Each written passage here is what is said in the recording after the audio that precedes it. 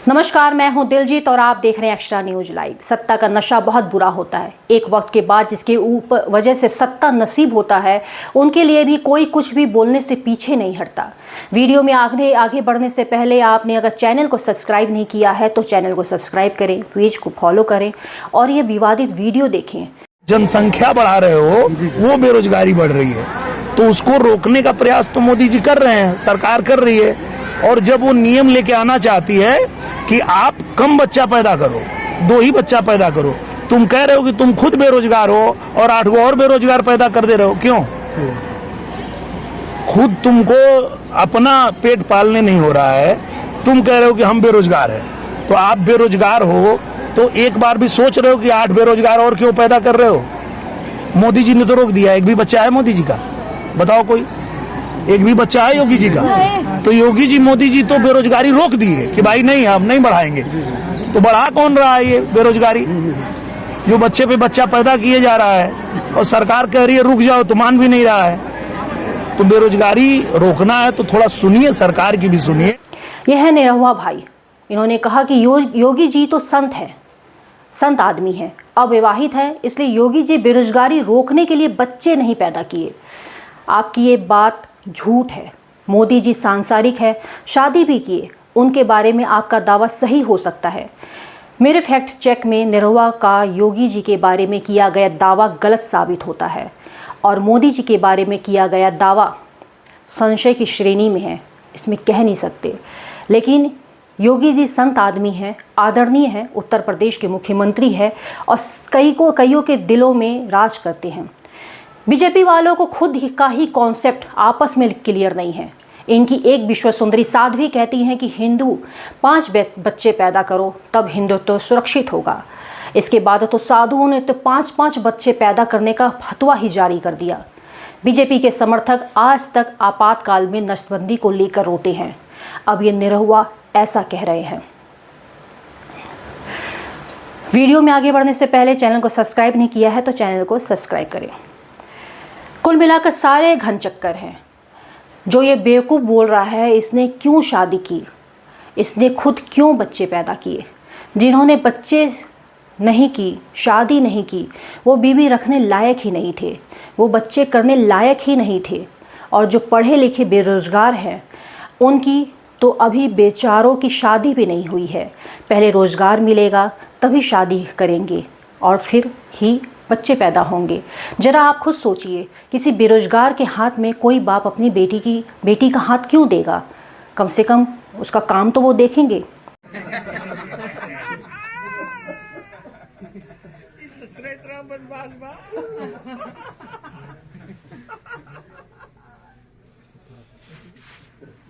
तुम्हारी बहन है।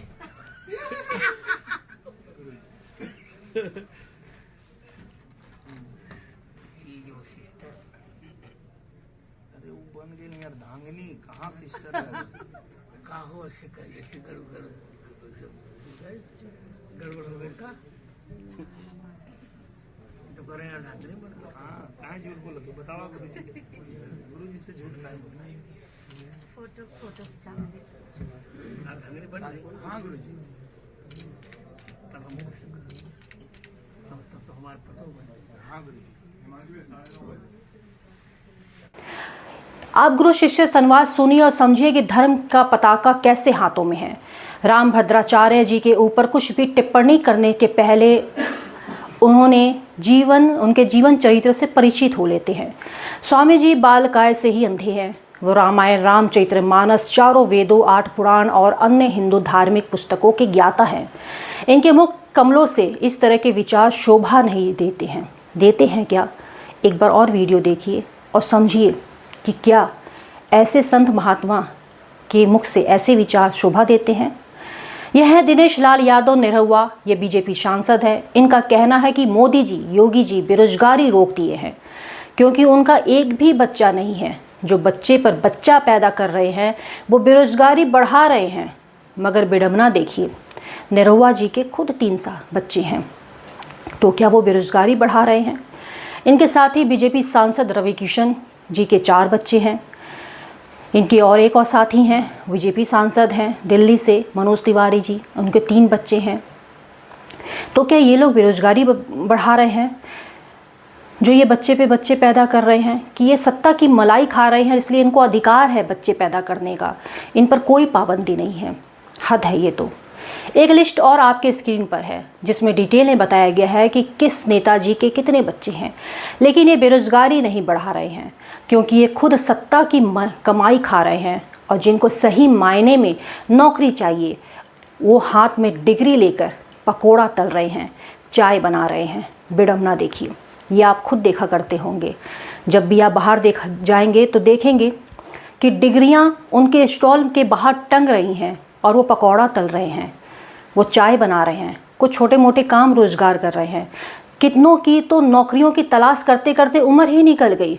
कितने तो ऐसे हैं जिन्होंने परीक्षाएं दी, लेकिन अब अगर उसका कोई रिजल्ट आता भी है तो वो उनके किसी काम का नहीं, क्योंकि उम्र निकल चुका है। पेपरें होती हैं तो वो लीक हो जाती हैं, सरकारी नौकरियां खत्म हो चुकी हैं, स्वरोजगार की घोषणा दे दी गई है। आप कोई छोटा काम कीजिए, बड़ा काम कीजिए, आप अपने बजट से देखिए, अपनी लीवर किडनी बेचना है बेचिए, ज़्यादा से ज़्यादा लोन लीजिए। साफ तौर पर बताया जाता है कि ज़्यादा से ज़्यादा लोन लीजिए और रोज़गार कीजिए, फिर उस लोन को चुकाने के लिए भले आप अपना घर बेच दीजिए, इससे किसी को कोई फ़र्क नहीं पड़ता।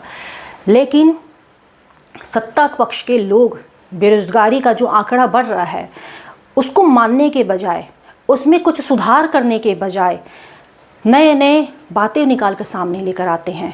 पहले भी ये सारी चीज़ें हुई थी कि ज़्यादा बच्चे नहीं होने चाहिए, जनसंख्या वृद्धि पर लगाम लगना चाहिए, इस पर कानून बनना चाहिए।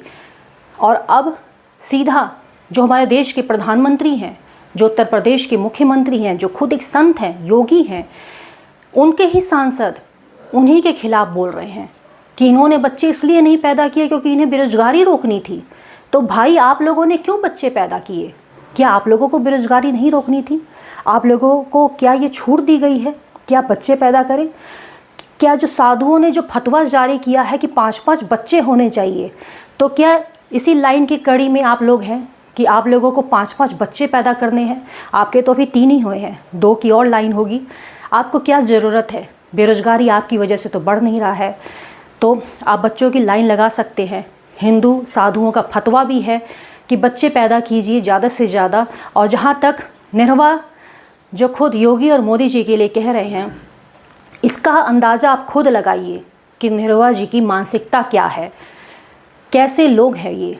फिलहाल चैनल अच्छा लगता है तो सब्सक्राइब करें, कमेंट जरूर करें और ज़्यादा से ज़्यादा शेयर करें।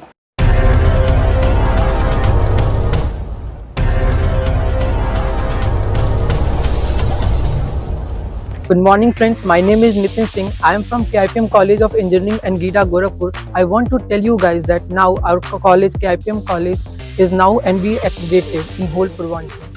आप सभी को मेरा सादर नमस्कार। मैं सौम्या राय KIPM कॉलेज की छात्रा जो कि CSC ब्रांच में हूँ। आप सभी को मुझे बताते हुए बहुत ही गर्व महसूस हो रहा है कि हमारा कॉलेज KIPM टेक्निकल कैंपस जो कि अब NBA एक्रीडेटेड हो चुका है।